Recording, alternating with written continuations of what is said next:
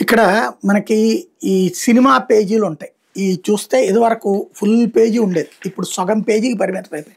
ఎందుకంటే సినిమాలు వచ్చేయేమో తక్కువ.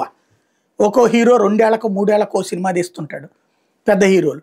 వాళ్ళ వాటికే జనం ఎక్కువ ఇంట్రెస్ట్ చూపెడతారు. చిన్న చితక సినిమాల వాటికి వీళ్ళు రాయడానికి ఒళ్ళు బద్ధకం. ఎందుకంటే వీళ్ళకి ప్యాకేజీలు రావు. వాళ్ళ వల్ల పెద్ద ప్రయోజనం లేదు.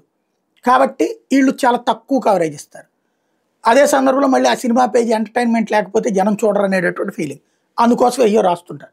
శుభ్రంగా వీళ్ళు ఎప్పటికైనా ఓ పని చేస్తే పోతుంది.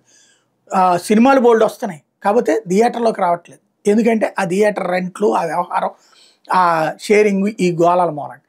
అదే సందర్భంలో జనాలు థియేటర్కి వెళ్ళి చూడడం మానేశారు. అక్కడ ఖర్చులు దోల తీరిపోతున్నటువంటి నేపథ్యంలో ఓటీటీలకే ఎక్కువ ప్రయారిటీ ఇస్తున్నారు. ఓటీటీలో బోల్డ్ సినిమాలు వస్తున్నాయి.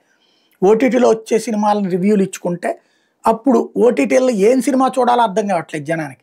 కాబట్టి దాన్ని ఏదన్నా మనోళ్ళు ప్రారంభించుకుంటే బెటర్ ఏమో.